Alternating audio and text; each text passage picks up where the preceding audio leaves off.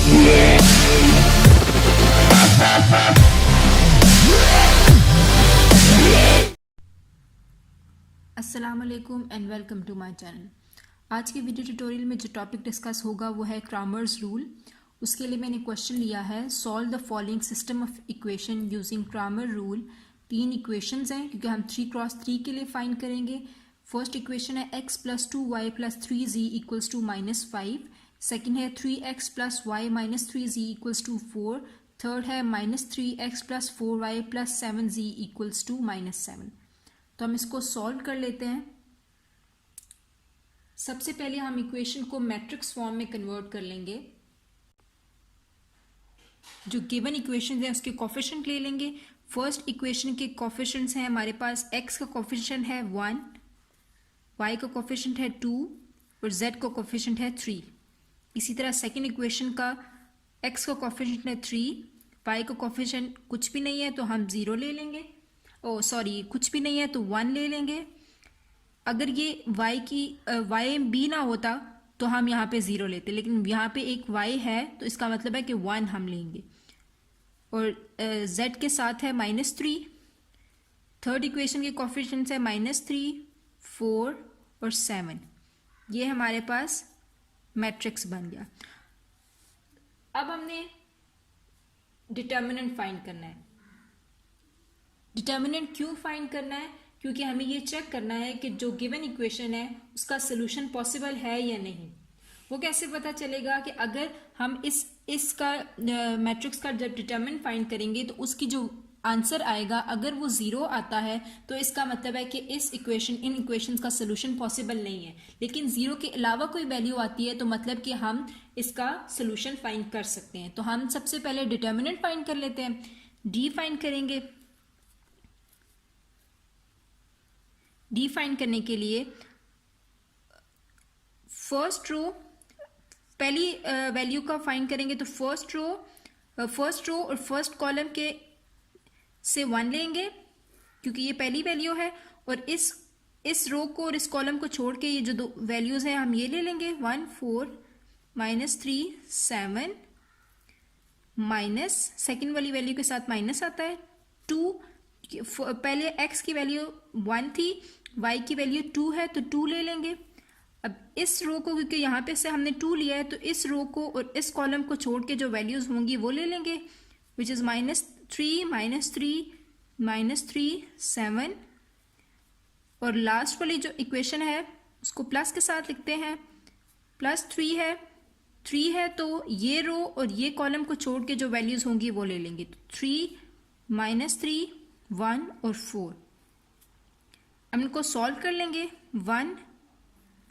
7 और 1 को मल्टीप्लाई करेंगे तो 7 -4 × 3 12 और ये 3 का जो साइन है ये साथ आ जाएगा। -2 7 3 21 माइनस और 3 3 9 और माइनस का साइन प्लस हो गया। +3 4 3 12 माइनस और 3 1 3 और इसका साइन माइनस ये साथ में आ जाएगा। तो इसको सॉल्व, इन सब इक्वेशंस को सॉल्व करेंगे तो d की वैल्यू हमारे पास आ जाएगी 40। डिटर्मिनेंट की वैल्यू 40 आ गई तो अब इससे ये तो कंफर्म हो गया कि इसका सोल्यूशन पॉसिबल है। तो हमने अब क्या फाइंड करना है? x, y और z की वैल्यूज फाइंड करनी है। तो हम लिख लेते हैं, टू फाइंड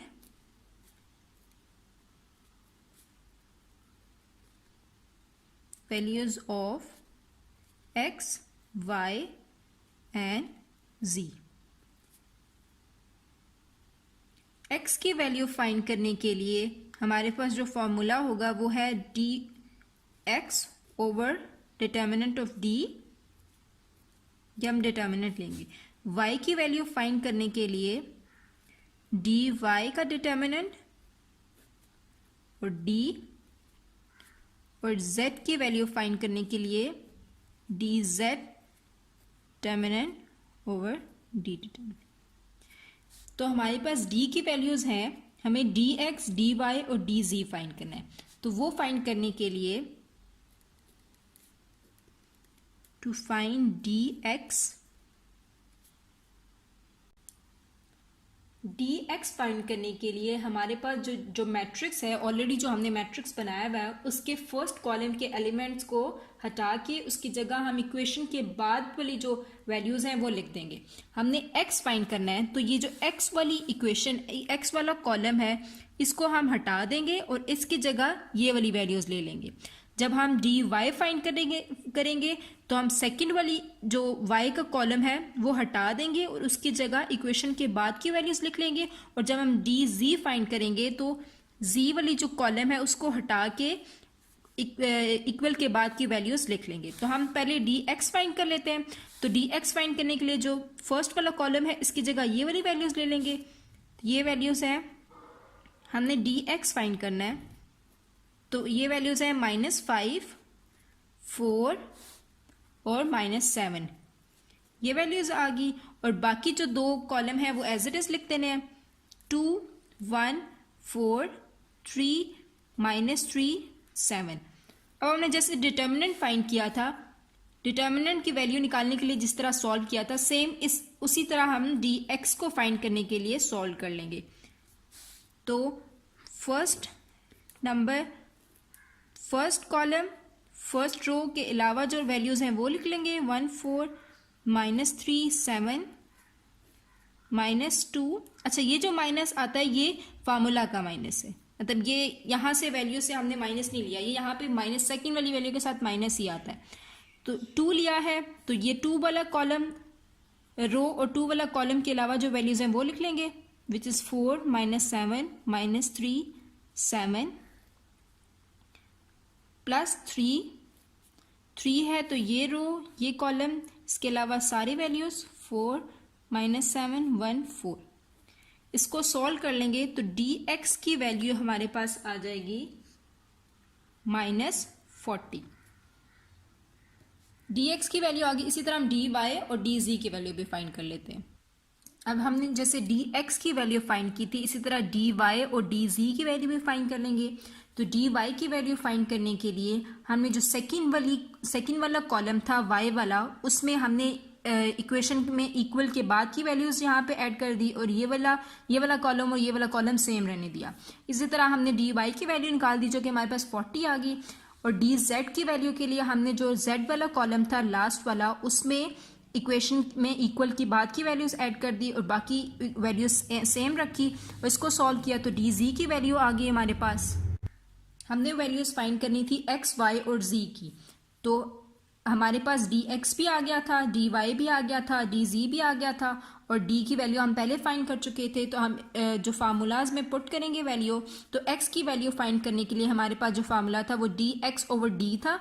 डी एक्स की वैल्यू -40 थी, डी की वैल्यू 40 थी, विच इज इक्वल्स टू -1, तो एक्स की वैल्यू आ गई -1। For value of y, D Y की वैल्यू थी 40, डी की वैल्यू थी 40 विच इज इक्वल्स टू 1, तो y की वैल्यू आ गई 1। और for the value of z, D G की वैल्यू थी -80 और d की वैल्यू थी 40 विच इज इक्वल्स टू -2, तो x, y और z की वैल्यू आ गई -1, 1, -2। तो ये था Cramer's rule. I hope it will help you. Allah Hafiz.